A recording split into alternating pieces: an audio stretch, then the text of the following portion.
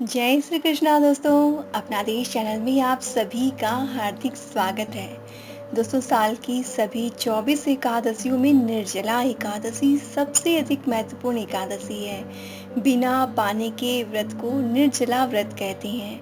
निर्जला एकादशी का व्रत किसी भी प्रकार के भोजन और पानी के बिना किया जाता है। उपवास के कठोर नियमों के कारण सभी एकादशी व्रतों में निर्जला एकादशी व्रत सबसे कठिन होता है। दोस्तों, ये निर्जला एकादशी जो है वो ज्येष्ठ मास के शुक्ल पक्ष की एकादशी होती है। ज्येष्ठ मास यानी कि बड़ा मास और साल के सबसे बड़े महीने के शुक्ल पक्ष की एकादशी जिसे निर्जला एकादशी कहते हैं। दोस्तों, इस दिन का व्रत जो है अत्यधिक पुण्य फलदायी होता है। इस दिन भक्तगण बिना भोजन के बिना पानी के व्रत करते हैं। लेकिन दोस्तों, इस निर्जला एकादशी के व्रत के संबंध में नियमों को लेकर एक कथा आती है। पौराणिक कथा के अनुसार इसे पांडव एकादशी, भीमसेनी एकादशी या भीम एकादशी के नाम से भी जानते हैं। पांडवों के जो दूसरे भाई यानी कि भीमसेन जो थे वो खाने पीने के बहुत शौकीन थे। अपनी भूख को नियंत्रण करना उनके बस की बात नहीं थी और इसीलिए वो एकादशी का व्रत नहीं किया करते थे। और भीम के अलावा सभी पांडव जो थे, द्रौपदी, कुंती, सभी कोई एकादशी व्रतों को बड़ी ही श्रद्धा से किया करते थे। तो भीम को अपने मन में अपनी कमजोरी और लाचारी को लेकर बड़ी परेशानी हुई। मन में तकलीफ हुई कि कहीं एकादशी व्रत न करके कहीं वो भगवान विष्णु का अनादर तो नहीं कर रहे। और इस दुविधा का अंत करने के लिए, इस दुविधा को दूर करने के लिए वो महर्षि व्यास जी के पास गए और महर्षि व्यास से अपनी दुविधा का कारण बताया और ये बताया कि मेरे पेट में वृक नाम की जो अग्नि है और जब तक मैं बहुत सारा अन्न नहीं खा लेता तब तक शांत नहीं होती है। ऐसी दशा में मैं व्रत कैसे करूं? तब व्यास जी ने उन्हें साल में एक बार निर्जला एकादशी व्रत को करने की सलाह दी और कहा कि निर्जला एकादशी साल की 24 एकादशियों के तुल्य है। इस पौराणिक कथा के बाद निर्जला एकादशी भीमसेनी एकादशी, पांडव एकादशी और भीम एकादशी के नाम से प्रसिद्ध हुई। दोस्तों, इस कथा से ये पता चलता है कि जो व्यक्ति पूरे साल भर की एकादशियों का व्रत नहीं कर सकती, बस साल में सिर्फ एक एकादशी निर्जला एकादशी का निर्जल व्रत करके सभी एकादशियों का पुण्य फल प्राप्त कर सकते हैं। लेकिन दोस्तों, जो लोग साल की सभी एकादशियों का व्रत करते हैं वह चाहे तो फ्रूट इत्यादि खाकर इस व्रत को कर सकते हैं और जल ग्रहण करने के पीछे कुछ नियम आते हैं। दोस्तों, इसके अलावा इस निर्जला एकादशी व्रत को करने के पीछे कई तरह के सवाल हमारे मन में आते हैं कि क्या पूरे दिन निर्जल रहना जरूरी है? अगर किसी की दवाई चल रही हो, कोई मेडिकल कोर्स चल रहा हो, मेडिसिन का कोई कोर्स चल रहा हो, तो ऐसी दशा में वो क्या करे? क्या दवाई ना ले? या फिर अगर व्रत तो करने की इच्छा बहुत है लेकिन पूरे दिन बिना पानी के नहीं रह सकते तो क्या करें? क्या दिन में चाय या दूध या कोई फ्रूट लेकर व्रत कर सकते हैं? एकादशी का व्रत जो है वो रात से शुरू होता है कि सुबह से? क्योंकि नॉर्मली एकादशी का व्रत दशमी की रात्रि से ही शुरू हो जाता है। तो क्या निर्जला एकादशी का व्रत भी क्या रात्रि से शुरू हो जाता है? क्या हमें रात्रि से ही अगले दिन द्वादशी तिथि के मॉर्निंग तक जल ग्रहण नहीं करना चाहिए? साथ ही एक सवाल और आता है कि अगर निर्जल व्रत है, पंच मुंह में पानी नहीं लेना है, तो क्या हम कुल्ला भी ना करें? क्या हम ब्रश भी ना करें?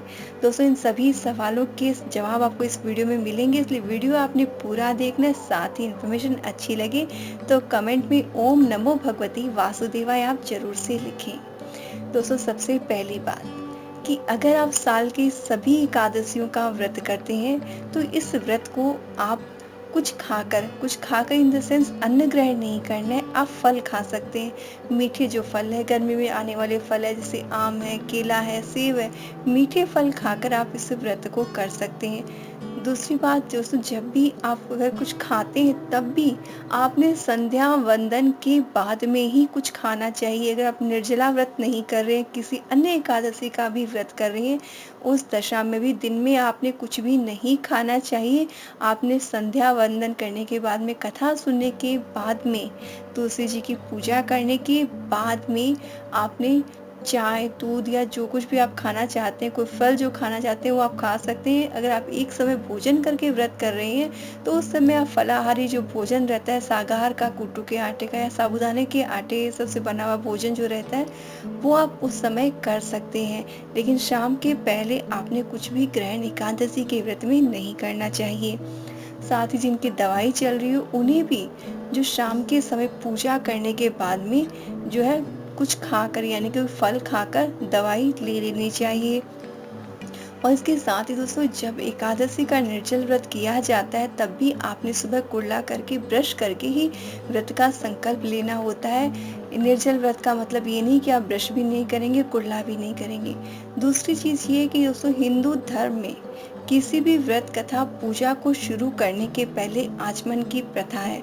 बिना आचमन मुख शुद्धि के कोई भी पूजा पाठ या कथा नहीं करी जाती है। इसलिए आपने दोस्तों निर्जला एकादशी के व्रत में भी आप कुल्ला करके आचमन का जो जल होता है वो आप ग्रहण कर सकते हैं। उसमें कोई दोष नहीं, उससे आपका व्रत नहीं टूटेगा। जी हाँ दोस्तों, आचमन से व्रत नहीं टूटता है। आपने जल ग्रहण नहीं करना है, जिससे ग्लास में डाल के हम पानी पीते हैं, बॉटल से पानी पीते हैं तो पानी नहीं पीना, लेकिन आचमन का जो जल जो हम आचमनी से अपने हाथ में लेकर ग्रहण करते हैं उस तरह से आप आचमन निर्जला व्रत में भी कर सकते हैं। और दोस्तों अगली बात है कि एकादशी का जो निर्जल व्रत है वो सूर्योदय से नेक्स्ट सूर्योदय तक होता है, यानी एकादशी की सुबह सूर्योदय के पहले आप जल ग्रहण कर सकते हैं। सूर्य उदय होने के बाद में आपने जो है जल ग्रहण नहीं करना है।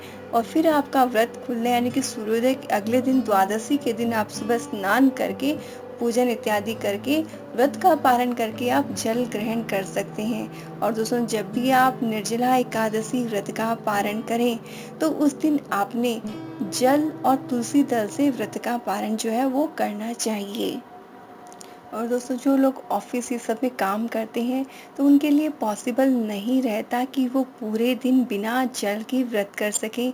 तो ऐसी दशा में दोस्तों आप जो है दिन में थोड़ा थोड़ा करके जल ले सकते हैं। उसमें होता ये है कि आप जब सुबह संकल्प लें तब आपने निर्जल व्रत का संकल्प नहीं लेना चाहिए, आपने नॉर्मल एकादशी के व्रत का संकल्प लेना चाहिए।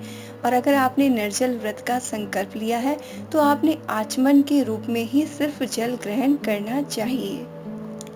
और दोस्तों पूरे दिन निर्जल रहने से जो है बहुत परेशानी होती है कई लोगों को, क्योंकि गर्मी का समय होता है। इसलिए आपने सबसे अच्छी चीज़ तो ये कि निर्जला एकादशी के दिन आप मौन रखें। इससे भी आपका जो मुख है वो कम से कम सूखेगा। और दूसरी बात जो होती है, अनायास गलती में अनजाने हमारे शब्दों से किसी को आहत जो करने का जो पाप होता है वो भी हमें नहीं लगेगा। वैसे भी दोस्तों जब भी आप कोई व्रत करें तो आपने कम से कम बात करनी चाहिए, गलत शब्दों का इस्तेमाल नहीं करना चाहिए, झूठ नहीं बोलना चाहिए, किसी की चुगली नहीं करनी चाहिए। साथ ही दोस्तों अगर आपको कहीं पे अगर लगे कि हाँ गला बहुत ज़्यादा सूख रहा है क्योंकि गर्मी का समय में है तो आप कुल्ला करके आचमन के द्वारा जल ग्रहण कर सकते हैं। और साथ ही दोस्तों एकादशी यानी कि निर्जला एकादशी में स्पेशली आपने इस चीज़ का ख्याल रखना है कि कभी भी आपने एकादशी के दिन अन्न का दान नहीं करना चाहिए। जी हाँ दोस्तों, एकादशी के दिन आपने अन्न का दान नहीं करना चाहिए। द्वादशी तिथि के दिन आप पारण के पूर्व आपने अन्न का दान जरूर से करना चाहिए, लेकिन एकादशी के दिन हम स्वयं भी जो है अन्न को ग्रहण नहीं करते, क्योंकि ऐसा माना गया है कि एकादशी के दिन सभी अन्न में पाप का समावेश हो जाता है। तो जिस वस्तु को हम पाप समझते हैं उसे हमें जाने अनजाने किसी और को भी नहीं खिलाना चाहिए, क्योंकि जो व्यक्ति खा रहा है उसे ये नहीं पता होता कि ये पाप कर्म है। लेकिन अगर हम किसी को पाप का भागी बना रहे हैं तो हमें उसके बदले में कोई पुण्य नहीं मिलेगा।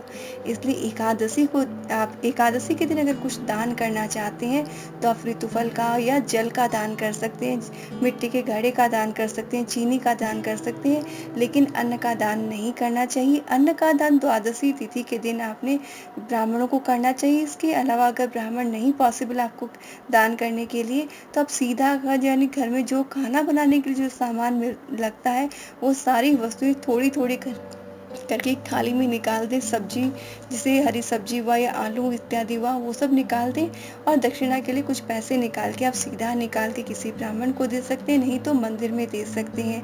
और अगर ये भी पॉसिबल नहीं हो तो आप जो है दान के लिए पैसे निकाल के अलग रख दें, और फिर जब आपको समय मिले तब आप उनसे सामान खरीद के दे सकते हैं या पैसों का दान कर सकते हैं। तो इस तरह से आपने एकादशी की तिथि के दिन दान करना चाहिए, लेकिन एकादशी तिथि के दिन आपने भूल कर भी अन्न का दान नहीं करना चाहिए।